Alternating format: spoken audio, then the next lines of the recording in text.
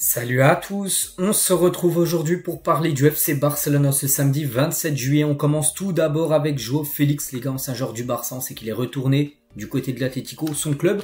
Et Félix a commencé l'entraînement de pré-saison avec l'Atlético et s'entraîne seul. Il a été écarté du groupe, pourtant il y a tout le groupe de l'Atlético qui a repris déjà l'entraînement depuis une quinzaine de jours. Mais lui il s'entraîne à part, en gros ça sent de nouveau le départ de João Félix. On lui envoie beaucoup de force parce qu'il ne devrait pas revenir du côté du Barça. Parce que le Barça a d'autres projets, on pense à Dani Olmo, on pense peut-être à Nico Williams déjà qui sont des priorités absolues là sur le mercato plutôt que de faire revenir Félix du côté du club. Donc voilà des nouvelles de Félix qui pourrait, j'ai entendu des rumeurs peut-être partir en première ligue du côté d'Aston Villa pour remplacer Moussa Diaby, un joueur qui a quitté le club là sur ce mercato. On revient sur le match qui a eu lieu là, c'était il y a 2-3 jours, vous savez ce match amical où le Barça s'est imposé 1-0 contre une équipe qui s'appelle Olot, une équipe de division inférieure, et le Barça a beaucoup mieux joué en deuxième période du match amical contre Olot avec l'entrée en jeu de joueurs comme Pablo Torre, le buteur du match, Bernal et Casado, le capitaine de l'équipe B, là, qui est promu en équipe première, enfin pour la pré-saison, on espère pour lui après qu'il sera gardé en équipe première pour la saison prochaine, mais avec ces joueurs-là qui sont rentrés en deuxième période à la mi-temps, et le Barça a beaucoup mieux joué, voilà, avec ces trois noms-là.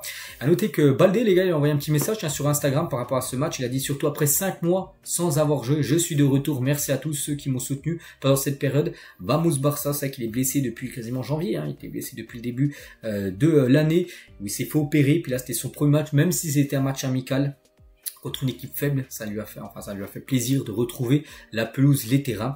Alejandro Baldé. Et Baldé tient toujours avec lui, commente le dernier post Instagram de Marc Casado, qu'on a parlé tout à l'heure, qui a fait un bien fou en rentrant, le capitaine de l'équipe B, qui a joué bien sûr cette rencontre en deuxième période hier, c'était avant-hier, et il a mis un petit message, il a mis Kimmich, il a comparé ce joueur à Kimmich, le joueur du Bayern Munich.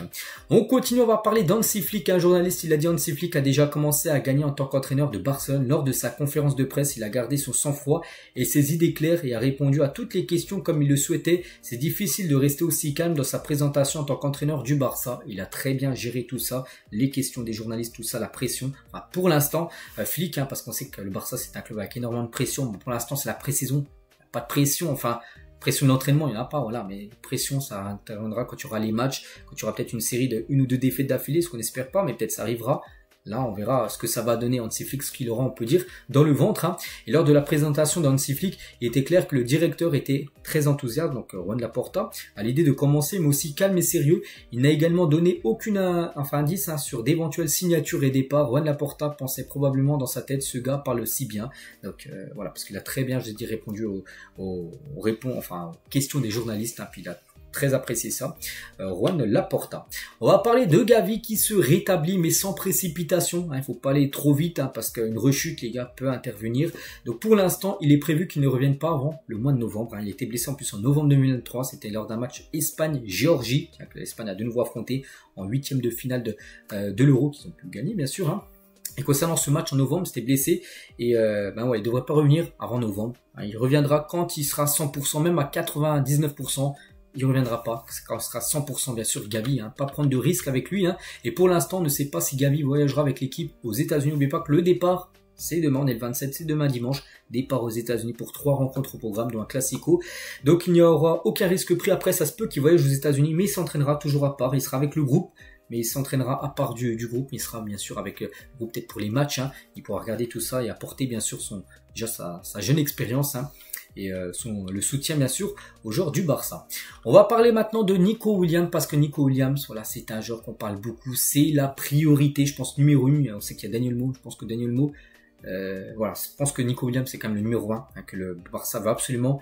Donc il est très proche de signer à Barcelone, c'est ce qui se dit, parce que il y a aussi le PSG, les gars, qui rentrent dans la course, que le PSG propose plus d'argent en salaire et le PSG pourrait payer plus en clause libératoire. La clause libératoire c'est 58 millions d'euros du joueur, donc le Barça peut lever cette clause libératoire. Le PSG pourrait donner les 58 mais plus d'argent, il pourrait rajouter 10-15 millions d'euros en plus, donc Bilbao ils se disent autant le vendre au PSG qui propose plus bien sûr, donc voilà, je pense toujours que le Barça a quand même largement une longueur d'avance sur le PSG dans le dossier, mais on sait jamais, attention. Donc des heures cruciales pour l'avenir de Nico Williams, la décision de Nico est désormais imminente, il peut dire maintenant, parce qu'en gros tout le monde attend sa décision, même Bilbao attend son club actuel, il attend sa décision. Soit il part, soit il peut rester aussi, il peut rester à Bilbao, c'est aussi une possibilité.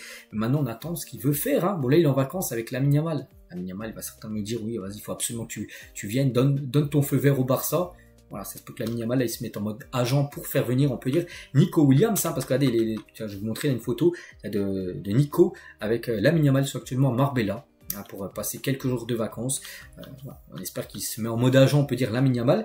Et Barcelone sait que Nico Williams est en vacances, hein, mais attendez-vous à ce que le joueur prenne sa décision finale à tout moment. J'ai dit, hein, ça peut intervenir à tout moment, qu'il donne son feu vert, hein, qu'il dise tiens aujourd'hui, tiens je sais pas, tiens aujourd'hui à 16h35, il dira tiens oui je veux rejoindre le Barça, et là tout s'enchaînera très rapidement avec le Barça qui lèvera la clause libératoire et le joueur pour être vendu dans la foulée. Donc voilà, tout dépend de la décision du joueur. Maintenant il faut qu'il parle en gros, Nico Williams. Hein. Et en raison de quelques frais supplémentaires, le Barça paiera un total en gros de 62 millions d'euros, ce serait 58 la clause libératoire, plus tu rajouterais 4 millions de frais supplémentaires, je sais pas trop ce que ce serait quoi. Bref, le conseil d'administration a dit à Deco, hein, qu'il n'y aurait aucun problème pour l'inscrire en Liga. Donc oui, tout est ok. Le Barça, l'argent, tout est prêt. Même pour l'inscrire dans la foulée, parce que des fois, il y a des joueurs, je me souviens Jules Koundé quand il a rejoint le club, le Barça a déboursé au moins 60 millions pour l'acheter. Et les 2 ou 3 premiers matchs de Liga, il n'avait pas pu jouer parce qu'il n'avait pas été inscrit. Lui, non. Il est inscrit directement. Et s'il signe, hein, le lendemain, il est inscrit auprès de la Liga. Tout est ok. Voilà. Je le répète, il faut bien sûr la décision maintenant du joueur. Hein. Et le Barça est conscient que l'offre du PSG à Nico est presque irrésistible, hein, parce que le PSG propose beaucoup plus en termes d'argent, hein, mais ils n'abandonneront pas. Hein. De plus, aux yeux des fans de l'Athletic Bilbao, ils préféraient qu'il parte à l'étranger plutôt que de rejoindre un club espagnol rival. C'est vrai que les fans de Bilbao, ils préféraient voir Nico Williams au PSG que du côté du Barça. Pourquoi? Parce qu'il renforcera un rival. Un Bilbao affronte tout le temps le Barça en Liga. Donc ouais, ils préfèrent le voir jouer au PSG, où Bilbao a quasiment jamais de chance de jouer contre le PSG. Donc voilà, concernant Nico. Hein, et voilà, le Barça est très inquiet que le PSG ainsi Nico Williams. À la fin, ils ont doublé l'offre pour son salaire et sont prêts à payer plus que sa clause libératoire. Donc voilà, on espère le dénouement. Peut-être ce week-end, j'en parle beaucoup, Nico Williams. Voilà, déjà, ça fait déjà quand même, ça a bientôt fait demain, ça fera 2 semaines, jour pour jour, que l'Euro est fini. On veut une décision concernant son futur, même s'il reste à Bilbao, mais voilà, que le Barça sache, hein, et si c'est pas possible, le Barça passera à deuxième priorité, Dani Olmo. On continue les gars avec Hansi Flick qui a déclaré que Sergio Roberto n'était plus un joueur du Barça lors de sa conférence de presse, a blessé le joueur, hein, parce qu'il a dit oui, il ne appartient plus au Barça, c'est qu'il n'appartient plus au Barça. Et bien sûr, Sergio Roberto, il a entendu cette déclaration, ça l'a blessé, hein, bien sûr. Hein. De la part du club, il justifie qu'à aucun moment l'entraîneur n'a eu l'intention de dire des mots blessants à l'encontre de Sergio Roberto et que c'était en raison d'un problème de langage, mis à part le fait qu'il ne voulait pas prolonger le débat. Voilà, concernant la situation de Sergio Roberto qui devrait bien ne pas rester bien sûr du côté du club. Hein. Et Deco a rencontré les agents de Sergio Roberto cette semaine. Il leur a dit que le joueur était dans les plans du club pour la saison prochaine, mais dans des conditions extrêmes. Hein. Le Barça lui offre un contrat à la baisse et ne serait enregistré que si le club avait suffisamment de marge salariale et qu'il n'y avait plus personne pour s'inscrire. Voilà, en gros, c'est des conditions extrêmes. Mais vraiment, c'est la dernière roue de secours, on peut dire. Hein. Vraiment, si tout est ok, voilà, t'as tout fait, il te reste un petit peu de fair play financier, tu peux enregistrer un joueur, pourquoi pas, mais si tu peux pas, tant pis. En gros, voilà.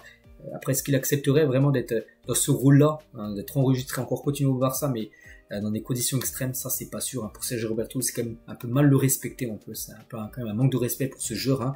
Peut-être pas le meilleur joueur de l'histoire du Barça, mais voilà, par exemple, on se souvient de son but, hein, lors de la remontada, celui qui avait marqué ce but, puis il a dépanné beaucoup de fois, hein, puis il est resté plus de 10 ans comme au club. Hein. Je pense qu'il faut lui montrer un peu de respect à Sergio Roberto. Le Barça aura un nouveau sponsor court-métrage, un Medusa. Ils paieront au club 5 millions d'euros par an. Je ne sais pas où sera ce sponsor Medusa, parce qu'il y a déjà Spotify, il y a Nike, hein, peut-être sur la manche, peut-être sur le short. Voilà, il y aura un sponsor Medusa. Et voilà, ce sera une belle rentrée d'argent, 5 millions d'euros par an, juste pour un écriteau Medusa sur le maillot du club. Le top 5 des joueurs les plus précieux de la Liga comprend Lamine Yamal. On peut avoir 4 joueurs du Real Madrid, mais un joueur du Barça, classé à la 4e position, donc ex-aequo avec le 5e. Hein, c'est Lamine Yamal qui coûte actuellement 120 millions d'euros. C'est bien sûr le joueur qui coûte actuellement le plus cher du côté de Barcelone à seulement 17 ans. Manchester City vendra João Cancelo au plus offrant. Ils sont déterminés à se débarrasser de lui, hein, lui qui a été prêté du côté du FC Barcelone, mais là il devrait être vendu. En gros, celui qui proposera plus d'argent l'achètera. Donc il y a le Barça bien sûr intéressé, mais bon, le Barça en gros ils n'ont pas les moyens qu'en Arabie Saoudite qui serait aussi intéressé des clubs saoudiens. Donc ça sent compliqué, hein, de conserver Cancelo. Le Barça a informé Cancelo qu'il ne continuerait qu'avec un contrat de prêt. En gros, le Barça aimerait l'avoir la même formule en prêt, comme ça a été le cas une année là. En cas de transfert, le Barça n'est prêt à payer que 20 millions d'euros. Jorge Mendes a essayé de travailler sur un prêt, mais sans succès jusqu'à présent. Donc, voilà, situation de Cancelo, on parlait tout à l'heure de Félix, hein. où c'est compliqué à le faire revenir, bah lui aussi ce sera la même chose. Je pense que les deux joueurs ne reviendront pas du côté du club. Concernant Victor Roque, parce que ça c'est quand même le gros feuilleton depuis janvier, depuis qu'il est arrivé, parce que c'est vraiment dans le si, on peut dire, ce joueur, c'est fou. Donc Barcelone veut vendre Victor Roque, mais n'exclut pas un accord de prêt avec une clause d'achat permanent. Donc au cas où Barcelone forcerait le départ de Victor Roque, il dirait non, il faut absolument que tu partes, peu importe, on a besoin de ta vente, récupérer de l'argent. Il aimerait partir sur un transfert permanent et non en prêt. Lui, bien sûr, s'il part, il veut plus du tout entendre parler du Barça. On peut comprendre, les gars, le Barça, il le faut venir en janvier, 6 mois après, ils veulent le vendre. Donc lui, il n'y a pas de prêt, revenir plus tard au Barça. Non, s'il part, c'est un transfert sec. Il appartient à 0% après au FC Barcelone. On peut comprendre qu'il serait déçu, bien sûr, de son aventure du côté du club. Donc voilà, situation actuellement de Victor Roque. Il y a toujours l'équipe de Al Hilal qui pourrait proposer un gros montant pour s'offrir l'attaquant brésilien. La une du journal Mundo Deportivo aujourd'hui, ça revient par rapport à la cérémonie d'ouverture hier pour les Jeux Olympiques, a été sublime. Je ne sais pas si vous l'avez vu, elle a été très belle. Bref, avec ce message oh là là, on dit en gros que c'était une cérémonie totalement réussie. Et l'autre une apparaît avec cette cérémonie d'ouverture avec un athlète espagnol, c'est bien sûr Rafael Nadal, grand tennisman qui a pu porter la flamme olympique. L'état des travaux de rénovation Spotify Camp Nou, donc voilà actuellement le stade qui a été pris en photo, c'est exactement hier, c'était pris hier. Donc on peut voir, il y a toujours des grues. Bon, il est encore loin bien sûr d'être fini ce stade, n'oubliez pas que dès décembre, il pourra accueillir 60% de sa capacité des spectateurs. Le Barça reviendra dans l'enceinte. Le Barça a vendu quand même 95% des sièges et des espaces VIP dans le futur Spotify Camp Nou. La plupart ont été acquis pour une période de 8 à 10 ans. Des entreprises qui ont acheté une partie VIP pendant plus de 10 ans en gros. Donc il est prévu que le nouveau stade génère environ 120 millions d'euros de revenus par an. Alors là, tu rénoves le stade, peut-être ça a coûté très cher les travaux. Mais à force, les gars, tu vas vite le rentabiliser, bien sûr, ce nouveau stade. Donc, voilà ce qu'il y a à dire aujourd'hui sur le Barça. J'espère que ça vous a plu. On se retrouve demain pour le prochain numéro. À demain.